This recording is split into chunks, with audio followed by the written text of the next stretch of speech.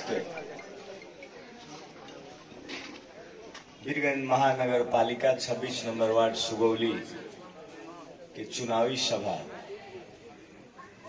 के अध्यक्ष शंभू मिश्रा जी, सभी ताजू भाई दीदी बहनी लोग हमार जय नेपाल, लाल सलाम, जय मदेश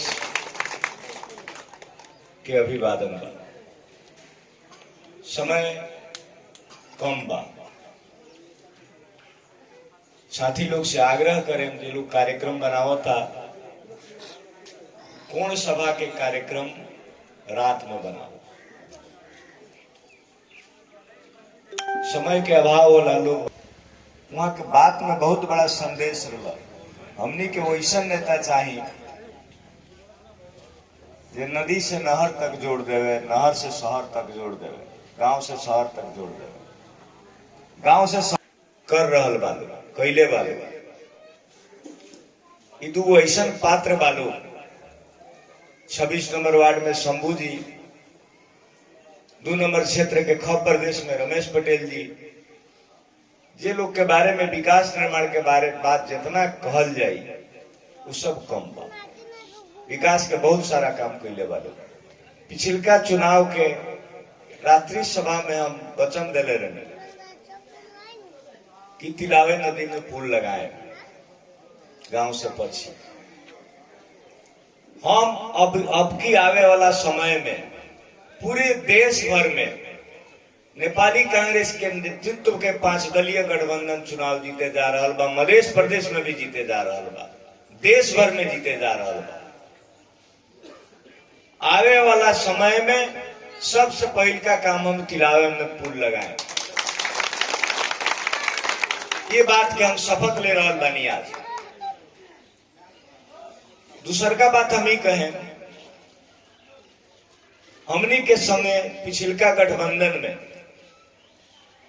समाजवादी पार्टी स्थानीय निकाय के चुनाव में रहे। महानगर में हमने समाजवादी पार्टी के मेयर के पूरा ईमानदारी से कांग्रेस के लोग वोट दिलक। नेपाली कांग्रेस के हर वोट में मेयर में छाता, उप मेयर में गाछी रहे, लेकिन वो ईमानदारी वो लोग में ना भई। वो लोग एगो वोट छाता में मार दलक, उप मेयर में इम्तियाज खातिर गाछी में वोट ना मरल। वो लोग के मिलल 46,000 से ऊपर, कांग्रेस के वोट के कारण से इम्तियाज के मिलल 30,000, 28-30,000 वोट। रमेश बाबू अपने विश्वास रखे, कांग्रेस के लोग पूरा ईमानदारी से गठबंधन के वोट दी। एगो साइकिल में वोट दी, एगो गाछी में वोट दी।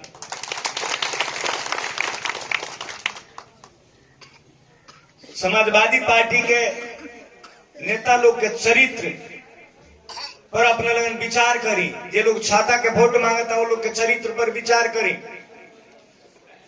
जिला कोऑर्डिनेशन कमेटी के चुनाव में हमने उतना मेहनत करके समाजवादी पार्टी के मेयर के चुनाव जीते नहीं से, लेकिन जिला कोऑर्डिनेशन कमेटी के चुनाव में वो लोग हिमालय से जाके मिल गए। कांग्रेस के संगे धोखा कैलक। वही धोखा के कारण आज ही गठबंधन टूटल बा।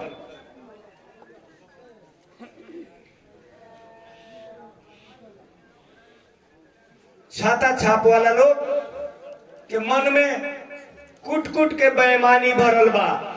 जौन आदमी, जौन नेता, जौन प्रधानमंत्री अपना कार्यकाल में हमेशा मधेश के विरोध में काम कैले होके, जब जब मधेश के सवाल पर, मधेश के हक अधिकार खातिर संशोधन के बात आई संविधान में, एमाले पार्टी मधेश के हक के विरोध में संविधान संशोधन के खिलाफ पार्लियामेंट में वोट दिले बा। एमाले के नेता लोग मधेश आंदोलन के समय मध्य प्रदेश में बनावे के सवाल पर कि लोग धोती प्रदेश बनावे के चाहता, केपी ओली जी बोल रहा जब मधेश में शहीद लोग होते रहे तो केपी ओली बोला जे 2-4-5 गो गाछ में से आम गिरिए जाई तो का हो जाई। आज उपेंद्र जी वही पार्टी के संगे घेट में घेट जुड़ले बड़ा। जौन आदमी के कहला से नागरिकता के विधेयक पार्लियामेंट से पास भइला के बावजूद केपी ओली के कहला से राष्ट्रपति जी लाल मोहर ना लगैली। आज इतना लोग के चाहे मधेश में चाहे पहाड़ में जन्म सिद्ध नागरिकता बनल बा, वो लोग के बाल बच्चा के वृत्ति विकास रुक गई बा। 12 क्लास BA MA पास करके नौकरी के दरखास्त देवे के नहीं के मिलत। नेपाली कांग्रेस पार्टी संविधान जारी भइला के बाद सुशील कोइराला जी दूगो काम कैनी। एगो काम जनसंख्या के आधार पर निर्वाचन क्षेत्र बनैनी। दूसर का काम मधेसी, मुस्लिम, दलित, जनजाति, महिला के सरकारी नौकरी में आरक्षण के विधेयक पास करवाई, बिल पास करवाई। जौना के कारण से आज मधेश के लड़का आरक्षण में, मुस्लिम के लड़का लड़की, महिला, दलित के लड़का आरक्षण में सरकारी नौकरी में नाम निकाल रहा बा, मास्टरी में नाम निकाल रहा बा। ये दूगो काम सुशील कोइराला जी करके गई नहीं। जब शेरबहादुर जी के नेतृत्व में सरकार रहे, स्थानीय निकाय के चुनाव होते रहे, तो मधेश में स्थानीय निकाय की संख्या वहां के बढ़ेगी।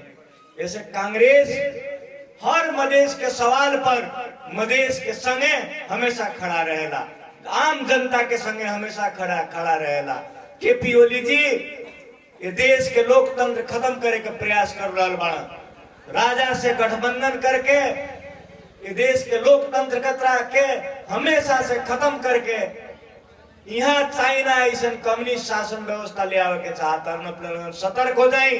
चाइना में जनता के वोट देवे के आजादी नहीं के, मंदिर मस्जिद में जाए के आजादी नहीं के, सरकार के विरोध करे के आजादी नहीं के। 1989 में चाइना में विद्यार्थी लोग विरोध प्रदर्शन करत रहे, 10,000 विद्यार्थी के डोजर लगा के कुचल दिल गई। जनता में वोट देवे के अधिकार नहीं के चाइना में जनता के। हिमालय के केपी ओली वही जन से संचालित बड़ा। अपन अधिकार यदि बचा के रखे के बाद तो अपने लगन के आवे वाला चुनाव में वोट देवे से पहले कौन उम्मीदवार कैसन बा, कौन पार्टी कैसन बा, कौन पार्टी के कौना पार्टी से गठबंधन बा, एकर विचार करे के पड़ी। 5 दलीय गठबंधन ये देश में हुक्मी शासन चलावे वाला केपी ओली के खिलाफ में बनल गठबंधन बा। ई गठबंधन ना रही तो संसद के विघटन करके अपना समय में पुलिस प्रशासन लगा के केपी ओली जी ऐसा चुनाव करवैतन, ये सारा देश भर में छाप के वो अपन पार्टी के चुनाव जीते। वो प्रयास करत रहलन, लेकिन कोर्ट के द्वारा उनकर कदम के दू बेर कोर्ट निस्तेज कैलक, संसद बहाल भइल। आज समय पर सिर्फ संसदीय नेता शेरबहादुर जी के नेतृत्व के 5 गठबंधन अपने के लोसपा, नेपाली कांग्रेस, नेकपा माओवादी, जनमोर्चा लगायत के 5 गठबंधन के ई चुनाव में उम्मीदवार लोग, साझा उम्मीदवार लोग खड़ा बा। 5 गठबंधन के स्थानीय नेता लोग से हम आग्रह करें कि गठबंधन के वोट दी। अपने लगन एगो बात जान ली, समाजवादी पार्टी कांग्रेस के संगे स्थानीय निकाय में जिला कोऑर्डिनेशन कमेटी के चुनाव में धोखा कैल। हिमालय स्थानीय निकाय में लोसपा हिमालय के गठबंधन रहे, लेकिन पुरुषोत्तम झा जी के कितना वोट मिलल, हिमालय के कितना वोट मिलल, ये अपने के जानकारी बा कि ना बा? 10,000 12,000 वोट मिलल पुरुषोत्तम झा जी के लोसपा के उप मेयर के उम्मीदवार के। लेकिन हिमालय के मेयर के उम्मीदवार के 22-24 हजार वोट मिले। ये दोनों धोखाबाज पार्टी दोनों ठग पार्टी एक संगे बा, एक दूसरा के वोट देवे वाला नहीं के। वो गठबंधन के लोग ना छाता में वोट देवे वाला बा, ना छाता वाला लोग एमाले में वोट देवे वाला बा। सतर्क रही। हमनी के जो गठबंधन बा 5 पार्टी के, ई जनता के सुख दुख में हमेशा साथ देवे वाला पार्टी बा।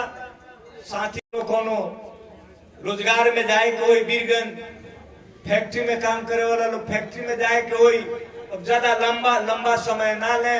अपने लोगों से हम आग्रह करें कि रमेश पटेल जी प्रदेश सांसद के उम्मीदवार बानी। हमरा लौक रहल बा सामने मस्जिद के भव्य निर्माण हो रहल बा। साथी लोग बतैलक पीछे भव्य मंदिर के निर्माण हो रहल बा।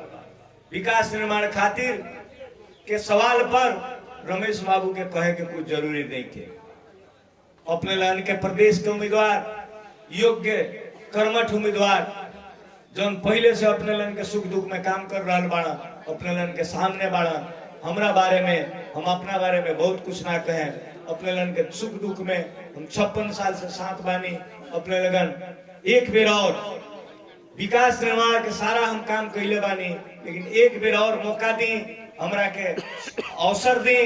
चुनाव में वोट दी, गाछी साहब में वोट दी, साइकिल साहब में वोट दी। वोट दे के चुनाव जिताई।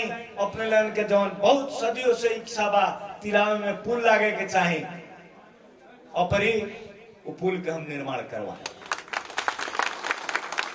एकरा संगे संगे उदयपुर घुर्मी नगर दहा के बीच में भी हम एगो पुल के तिलावे में पुल के निर्माण करवाए। बाकी विकास निर्माण के काम भी हम करें।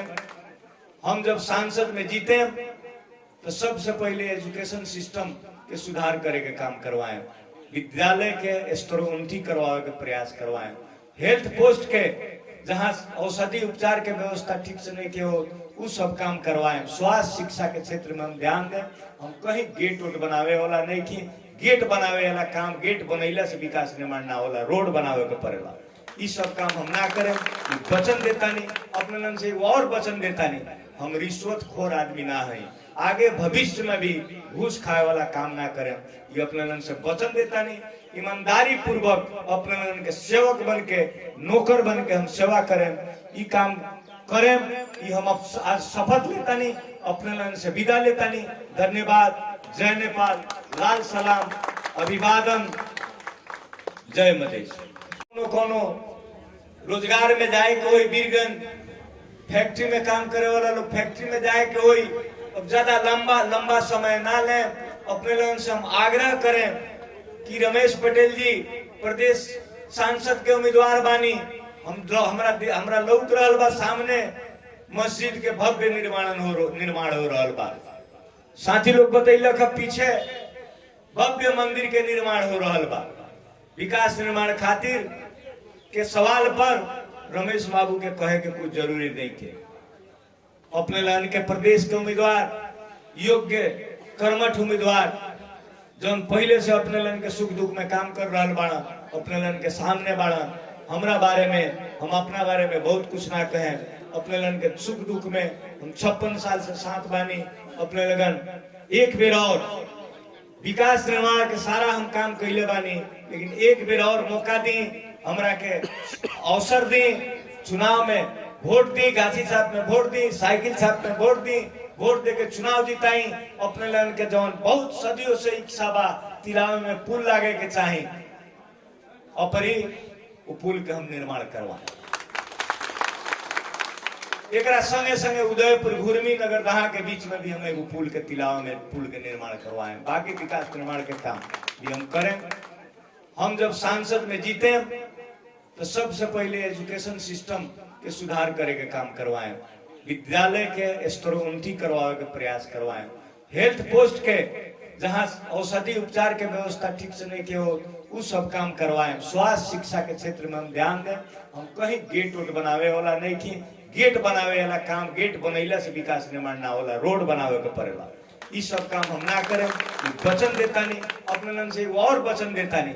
हम रिश्वतखोर आदमी ना है, आगे भविष्य में भी घूस खाए वाला काम ना करें।